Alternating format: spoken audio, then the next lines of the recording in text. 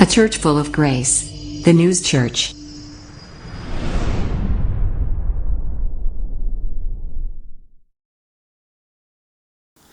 이제 오늘 우리 성경 본문의 말씀으로 나눌 은혜의 제목이 회개합시다입니다. 회개. 자, 회개라는 게 뭐죠, 여러분? 자신의 잘못이나 과오나 잘못된 행위나 행동이나 생각들, 또 그런 품성들, 이 모든 것들을 반성하는 것과는 분명히 차이가 있다고 얘기를 드렸죠. 반성과 회개의 차이는 분명합니다. 성경에 나오는 말은 회개고 세상에서 하는 말은 반성이다라고 하시는 분도 있는데 달라요. 반성은 반복적으로 이루어지는 똑같은 잘못을 행하는 것을 말하는데, 회개라고 하는 것은 한번 안 하기로 작정을 하고 용서를 구하고 용서를 받고 나면 두 번 같은 일을 하지 않는 겁니다. 최소한 사람이기 때문에 지키기가 참 어렵기도 해요. 그러나 최소한 나의 양심만큼은 두 번 반복적으로 죄 짓지 않으려고 노력하는 게 회개입니다. 그리고 누구한테 하는 거예요? 엄마 나 한 번만 용서해 주세요. 다시는 안 그럴게요 라고 하지만 그 다음에 또 그래서 또 이런단 말이에요. 근데 하나님 앞에 우리가 용서를 구하는 것을 회개라고 하는데, 그 회개는 두 번 반복하면 안 되는 겁니다. 자, 오늘 본문은 이스라엘의 19번째 왕 호세아의 통치 때 북왕국 이스라엘이 망해가는 모습을 이야기하는 겁니다. 호세아서에 보면 또 자세히 나오기도 하는 내용이기도 합니다. 호세아 임금은 아수르의 도움을 입었죠. 아수르, 지금의 시리아입니다. 이 지금의 시리아와 이스라엘은 완전한 적국이죠. 지금 막 서로 미사일을 쏘아가면서 이스라엘 북부와 시리아에서 막 서로 이렇게 미사일을 쏘고, 아래쪽으로는 팔레스타인하고의 전쟁이 있죠. 그런데 이제는 조금 더 넘어서 이란하고도 전쟁이 일어날 상황입니다. 자, 그렇다 그러면 이스라엘이라고 하는 그 작은, 지중해 아주 진짜 작은, 우리나라 대한민국보다도 작은 그런 나라를 못 잡아먹어서 그 주변에 큰, 우리나라의 몇십 배씩 되는 그런 큰 나라들이 전쟁을 일으키고 있는 거예요. 그런데도 왜 그 나라를 못 잡아먹고 있느냐? 이스라엘 땅 안에서도 팔레스타인 지역이 두 개의 지역으로, 서한 지구와 팔레스타인 가자 지구로 나눠지고 있는데, 그나마 서한 지구는 팔레스타인들이 함께 살고 있어도, 아랍 사람들이 함께 살고 있어도 이 유대인들이 공존하는 지역이기도 합니다. 가나안 땅이 있는 가나안 지역 말입니다. 그러나 가자 지구는 그렇지 않아요. 하마스라고 하는 존재들이, 그 잔당들이 정복을 하고서 어떻게 해요? 이스라엘을 멸절하려고 하는 그런 사건들이 지금도 벌어지고 있어요. 얼마 전 유엔에서 하마스를 창시한 그 멤버 중에 한 명의 아들이 하마스가 왜 존재하면 안 되는지를 아주 열변을 토한 그런 영상이 유엔에서 공개를 했습니다. 하마스는 아이들 때부터 세뇌를 시킨다고 해요. 자기들이 유대인들을 멸절, 즉 이스라엘을 멸절해야만 자기들 된다라고 하는 것을 어린아이 때부터 세뇌 교육을 해서 어른이 되어 성장해서 전쟁을 일으킬 수 있도록, 계속해서 공격할 수 있도록 지금 그렇게 교육을 한다고 합니다. 심지어 하마스를 창립한 멤버의 아들이 그것을 반대하고 나서고 있는 상황이에요. 자, 호세아도 이런 이스라엘의 왕임에도 불구하고 아수르의 도움을 받아서 반아수르 세력을 몰아내고 이스라엘의 왕이 되었던 겁니다. 나중에는 변심해서 아수르에 이제 도와줬던 아수르에게 고맙다고 조공을 하는 것을 끊어버리게 돼요. 애국과 동맹을 맺죠. 아래쪽 이집트와 동맹을 맺고서 이제 그 아수르를 이스라엘 땅에서 몰아내려고 합니다. 이러한 이스라엘의 반역에 분노한 아수르의 왕 살마네셀 5세, 군대를 이끌고 사마리아 땅으로 막 쳐들어오고 있죠. 그러나 애굽 덕분에, 이집트 덕분에 호세아 임금은 3년 동안이나 그 아수르의 군대를 막아낼 수가 있었어요. 나는 작은 나라의 힘이 없는 작은 나라의 왕이지만 주변의 강대국들을 통해서 그 이용을 했던 겁니다. 그러나 애굽 덕분에 호세아 임금을 3년 동안 막아냈다고 했잖아요. 아수르를. 결국에는 사마리아 성이 무너지게 되고 호세아 임금은 사로잡혀 갑니다. 백성들이 포로로 끌려가서 아수르의 여러 지방으로 흩어지게 되는데, 한마디로 말해서 이스라엘의 정체성을 파괴하고 민족 전체를 말살하려고 했던 아수르의 정책이었던 거예요. 보복의 정책은 어마어마한 겁니다. 우리 사람들도 그렇잖아요. 배신당했다 그러면 괜히 그 사람이 미운 것보다도 더 심하게 밉잖아요. 자, 그때가 바로 언제? 예수님이 오시기 721년 전, 기원전 721년의 역사입니다. 210년이라고 하는 긴 이스라엘의 역사에도 드디어 종말이 온 겁니다. 자, 이때부터가 시작이 되나요? 이스라엘 백성들의 노예 생활이. 자, 오늘 본문은 이렇게 이스라엘이 망하게 된 것은 하나님의 심판이 있었고, 또 그 하나님의 심판의 이유가 무엇인지, 왜 하나님께서는 언약의 백성, 나의 백성이라고 했던 이스라엘이 망하도록 내버려 두셨는지, 그것을 좀 알아보려고 하는 거예요. 이스라엘은 하나님의 말씀을 잘 따라야 하는 하나님의 백성이었어요. 그러나 하나님의 말씀을 불순종했다라는 겁니다. 그게 이유예요. 다른 거 없어요. 근데 여기서 여러분, 우리가 말하는 불순종이라는 게 뭐죠? 너 이거 해 했는데 하지 않는 게 불순종일까요? 단순하게? 하나님의 말씀을 부정하고 하나님 존재를 거부하는 것도 불순종입니다. 그들은 하나님의 언약임에도 불구하고 하나님의 말씀을 불순종하고 하나님 존재 자체를 거부하고 이방인들의 종교의 관습을 받아들여서 나 이외에는 다른 신을 섬기지 말라고 했던 그 모세에게 주었던 10계명 중에 가장 중요했던 나 이외에 다른 신을 섬기지 말라고 했던 그 계명을 어겼던 거예요. 어기는 정도였나요? 다른 우상들을 하나님보다도 더 섬겼다는 거예요. 하나님만을 섬겨야 될 백성들이. 그러니 하나님이 그 배신감에 얼마나 진노하셨겠습니까? 자, 그런데 중요한 포인트가 있어요. 하나님이 배신감을 느꼈다고 바로 멸절시키고 바로 죽여버렸을까요? 죽이지 않으셨다는 거예요. 본문 9절 이하에서는 이스라엘 백성들의 잘못된 행위에 대해서 조목조목 따지면서 고발을 하고 있습니다. 나라와 민족의 흥망성쇠는 결국 그 국가의 공동체를 이루고 있는 한 사람 한 사람의 모두의 책임이지 누구 한 사람의 책임이 아니라는 거예요. 결국은 이스라엘 유대 백성들, 유다인들의 그 자신들의 문제였다라는 겁니다. 이것은 개인이나 각 가정에서도 똑같아요. 어느 가정의 가장의 문제만 될까요? 그 집안의 엄마나 자녀들의 문제가 모두 그 집안의 문제인 거지 어느 집안의 가장만을 욕을 하겠냐 이 말입니다.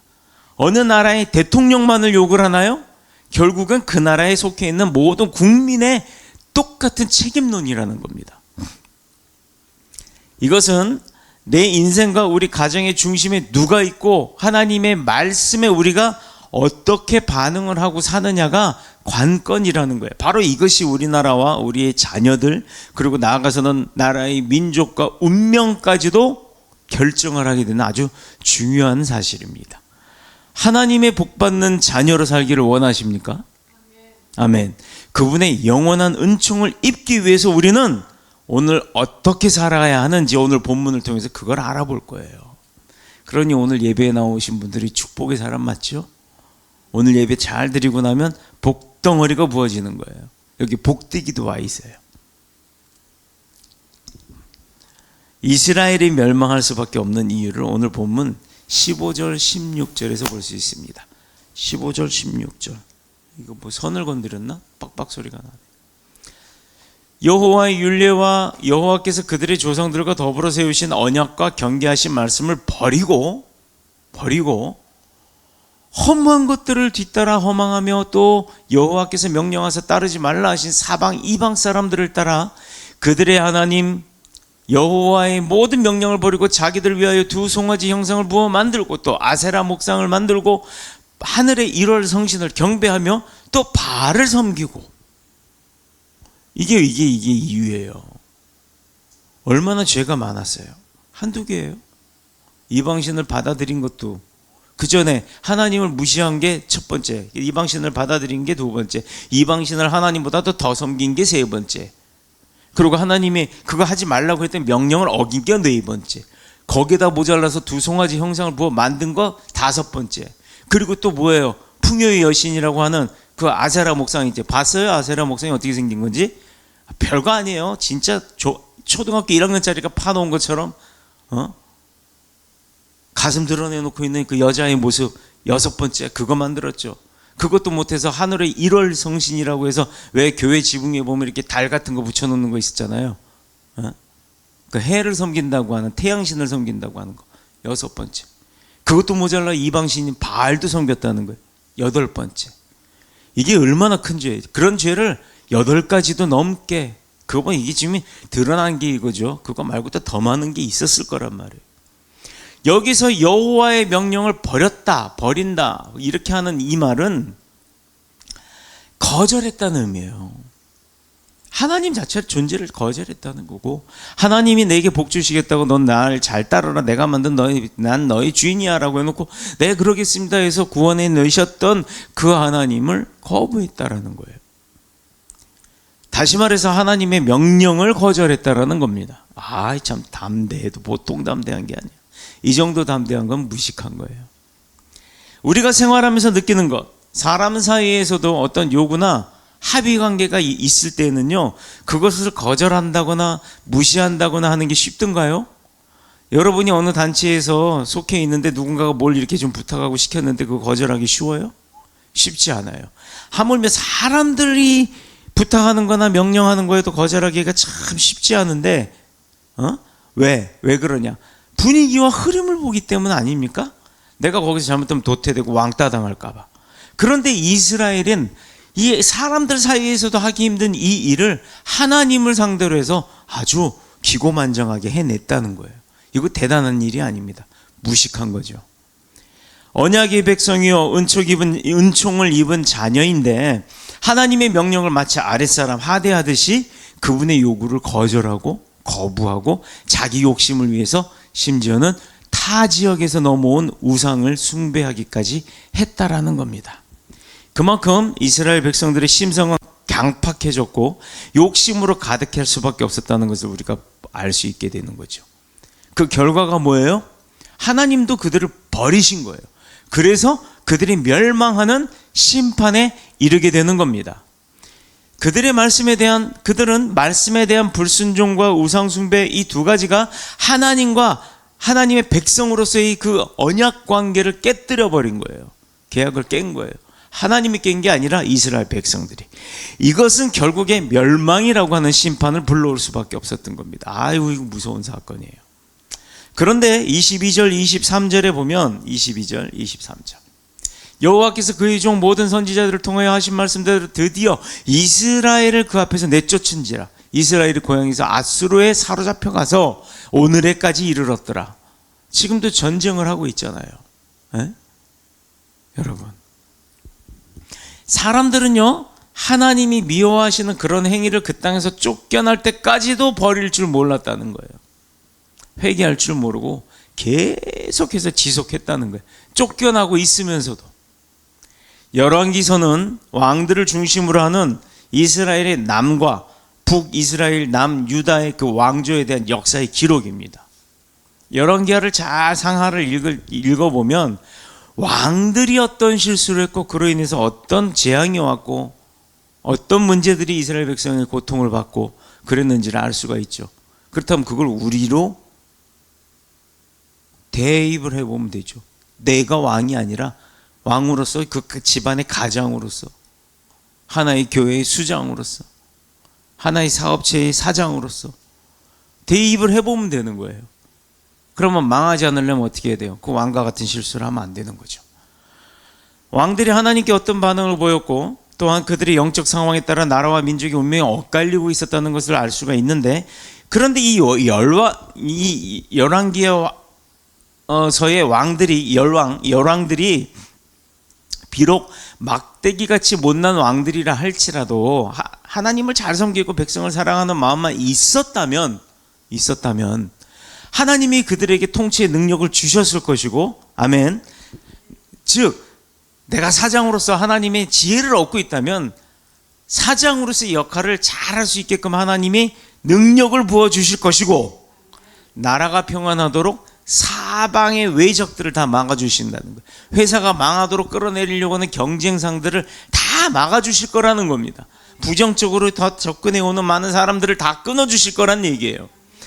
나라가 평안하도록 사방의 외적도 막아주신 그 하나님이 성공의 기적을 안 주시겠습니까? 주신다는 겁니다. 어떻게 해요? 하나님의 말씀에 순종하고 백성을 사랑하는 마음이 있었다면.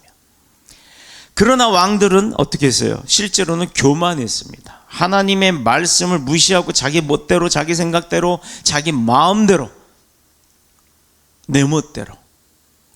이스라엘의 초대 왕이었던 사울과 같은 훌륭한 사람, 사울은 참 훌륭한 게 아니었어요. 지식적이었고 왕으로서의 정치는 잘했다고 했지만 하나님을 배척하고 이스라엘 백성, 믿음의 크리스찬들을 다 핍박하는 자였잖아요. 근데 그가 어때요? 하나님을, 예수님을 만나고 난 이후에 어떻게 바뀝니까? 바울로 바뀐 겁니다.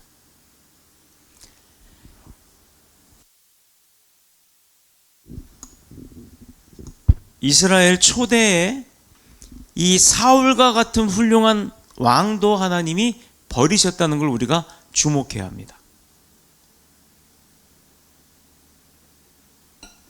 열 왕들이 한결같이 하나님이 그들을 축복해 주실 때 잘 됐다는 거 잊지 마시길 축복합니다.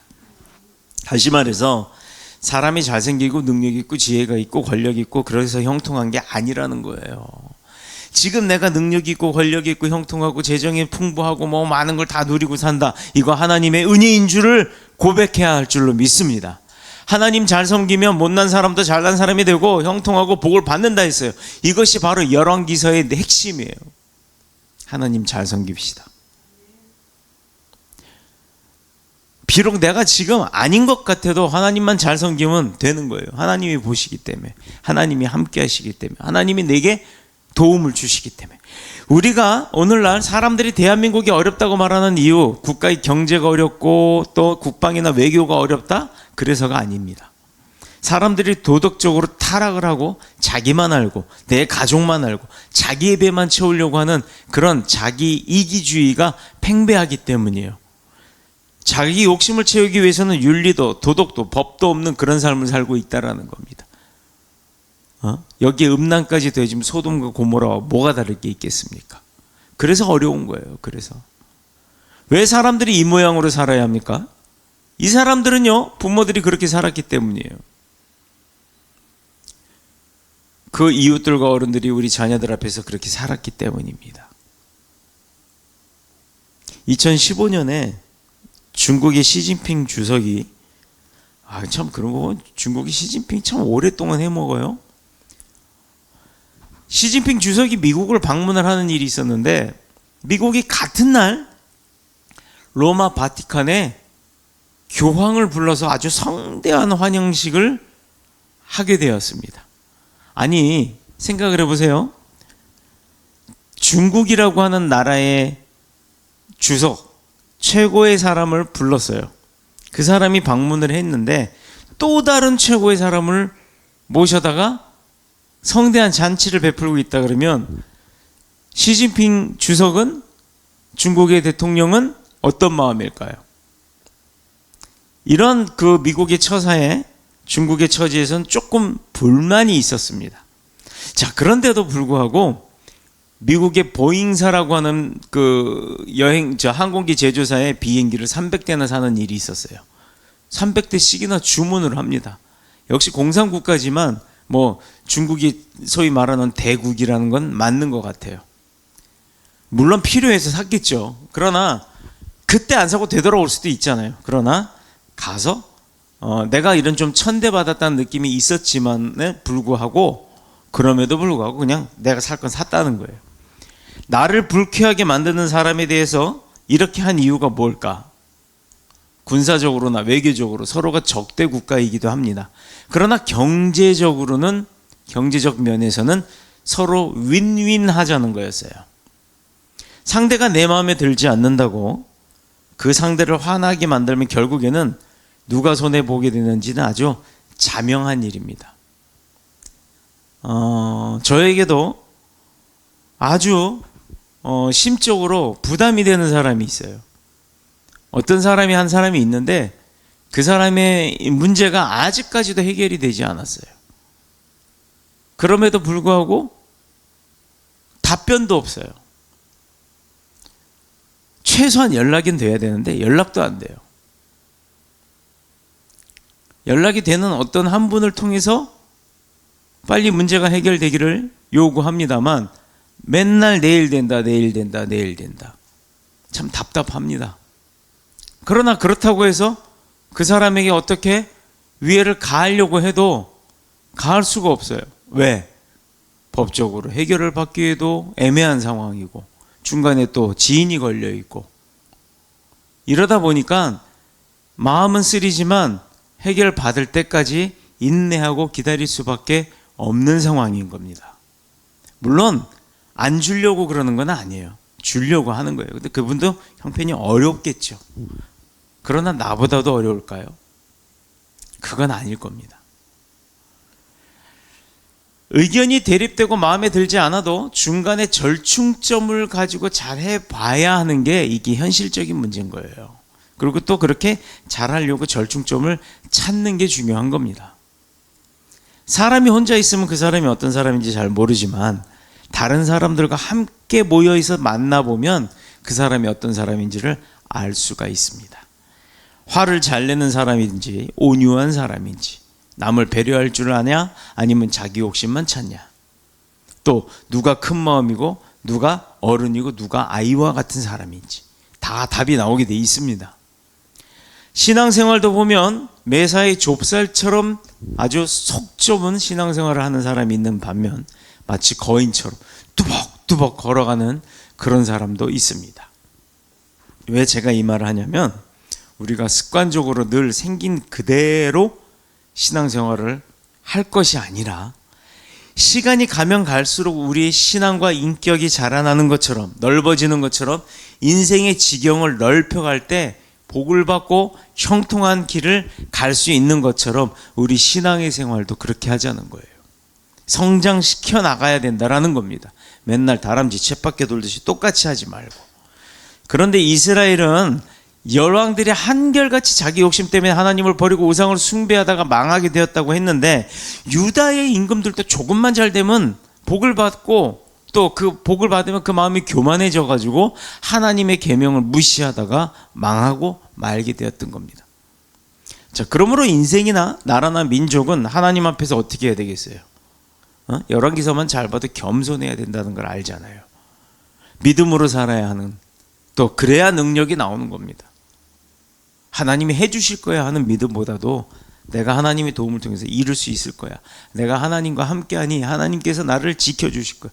내가 함께하니 하나님과 함께하니 하나님께서 나에게 때에 따른 지혜를 허락하실 거야 라는 그 믿음이 필요한 겁니다.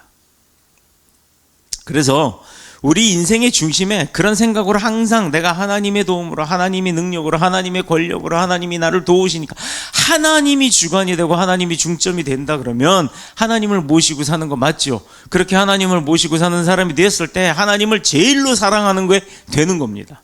자, 때로는 하나님이 두려운 마음을 주실 때가 있겠지만 그런 두려운 마음을 가지고 살아갈 때 우리가 세상 때문에 두려운 게 아니라 하나님 때문에 두려운 게 돼야 되는 거예요. 하나님께서 내게 주시는 그 두려운 마음은 세상의 일로 내가 못할까봐 문제가 생길까봐 두려운 게 아니까 망할까봐 두려운 게 아니라 하나님의 마음에 내가 들지 않을까봐 그게 두려워야 하는 겁니다. 그런 삶이 하나님이 기뻐하시는 복된 삶이 되는 거예요. 모든 주관의 중점은 하나님이 기준이 돼야 된다는 것.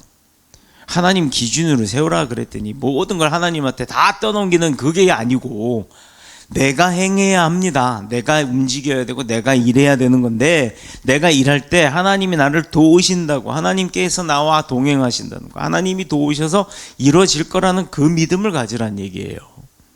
하나님이 정하신 그 법대로 사는 것 우리 소위 충성하는 것 사람 월급 주는 사장한테 충성하듯이 요즘 또 그런 사람도 없다 그러대. 월급 준 만큼도 못하는 사람도 있는 반면 겨우겨우 월급 준 만큼만 하는 사람이 있다고 하대요. 요즘은 평생 직장이란 말이 없잖아요. 그럼 어느 날부터 우리나라가 이렇게 바뀌었는지 모르겠어요. 우리 인생은 하나님께서 하나님을 닮으신 하나님의 형상대로 창조가 되었다는 거 다 아시죠? 하나님의 영광을 위해서 태어난 겁니다. 또한 이스라엘이나 오늘 예수 그리스도의 십자가의 보혈로 죄 용서함을 받고 구원을 받아서 하나님의 자녀가 된 저와 여러분 모두도 다 하나님과의 그 계약 관계에서 그 계약 안에서 사는 거예요. 계약이란 다른 말로 표현하면 법이고 질서입니다. 이러한 법을 지킬 때 평화가 오고 기쁨이 오죠. 질서를 지킬 때 완전한 삶을 살 수 있는 겁니다. 개인의 욕심을 채우기 위해서 법을 깨트리고 질서를 어지럽히면 남은 것은 전쟁과 고통밖에 없어요. 북왕국 이스라엘이 그래서 망한 겁니다. 아무리 유능하고 똑똑한 왕이 있다 할지라도 나라와 민족에게 아무런 도움이 되지 않는 것은 그가 하나님을 노하게 만들었다. 그래서 재앙과 전쟁과 기근이 계속해서 그 땅 가운데 일어났던 겁니다. 어느 나라, 어느 민족도 다 마찬가지겠지만 나라가 잘 살고 평안해지려면 부자들의 힘, 그리고 힘 있는 지도자들의 힘, 많이 배운 사람들의 힘, 예수 믿는 사람들부터 어른들까지, 어린아이에서 어른들까지 모두 정신 차려야 나라가 살고 민족이 하나님 앞에서 복을 받게 되는 거예요. 우리나라 한번 돌아볼까요? 1960년대 전쟁 이후에 60년, 70년, 80년대를 한번 30년이라는 그 짧은 시간을 한번 생각해 봅시다. 우리나라가 얼마나 고도 성장을 했는지. 그때요, 소위 목사님들이 하는 말이 있었어요. 땅바닥에 천막 치고 교회 깃발 하나만 꼽아놔도 부흥했다고. 다들 먹고 살기 힘들고 어려우니까 하나님 앞에 매달렸던 겁니다. 그런데 이제 지금 배 두들기고 등 따숩고 먹고 살만 하니까 하나님 무시하잖아요. 교회 무시하잖아요. 또 교회가 변질되어서 잘못된 일들을 할 때도 있지 않습니까?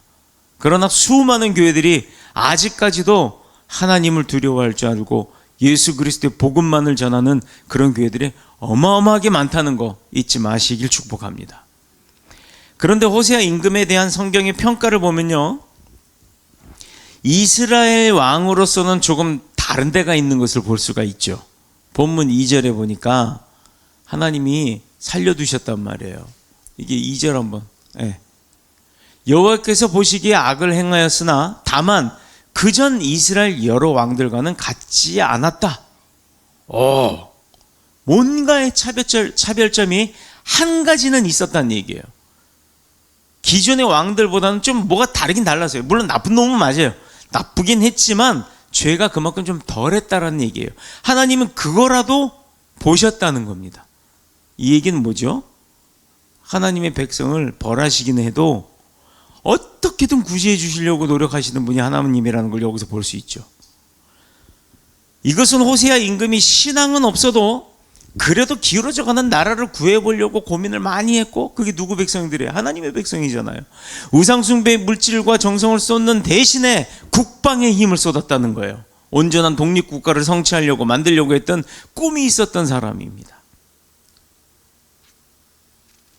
그러다 보니까 조공을 바치는 친아수르 정책으로는 나라의 미래가 없다 생각했고, 그렇죠. 왜냐하면 속국이 되어 있으니까.